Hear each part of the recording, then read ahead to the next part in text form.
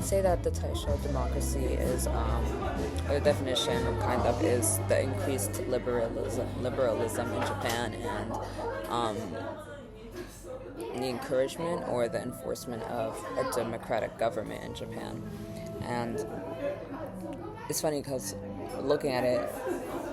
from an outside point of view, you're not really thinking that this is, especially during this time, a liberal or democratic government. And this whole idea of democracy and liberalism was heavily nudged, kind of, or enforced, semi-enforced by I love the song, by the United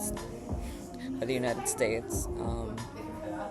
And since this is mainly what I retain because I love learning about female or woman history in any type of culture,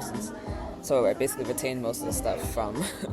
the accounts of women during this time. So I'd say that they dealt with problems like economic inequality or unequal distribution of power by kind of combating the sexist and misogynistic notions that people had on women through works of literature and through works of art, which is a very common theme, I believe, for women, since it's not very encouraged for us to, protest or to assemble and to fight for our rights vocally, to fight for our rights artistically more so. Not that it's easier, but it's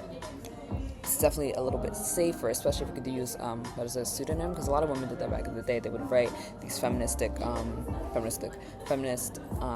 writings, and they would try to fight for their rights through works of literature without actually writing their name, because they could get arrested or they could get killed. But it was very bold of these Japanese women, especially during this time where it was not encouraged and feminism was not as widespread as it is today, to write down these poetries and to even start, I believe a magazine called Blue Stocking that we read in class, or read of in class. And it was just fascinating to see that these women were doing this, and that they started a whole magazine, which I believe was discontinued eventually because, nobody in high power who is a good person will want to see a particular group of people who they've put down for so long, come up or to fight for their rights in a public way. So it was discontinued, but through literature and poetry, that's how a certain group of people, which that being women,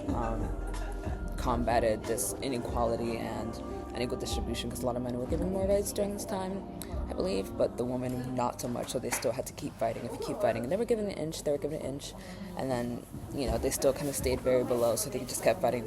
and a lot of them died for it. I believe a writer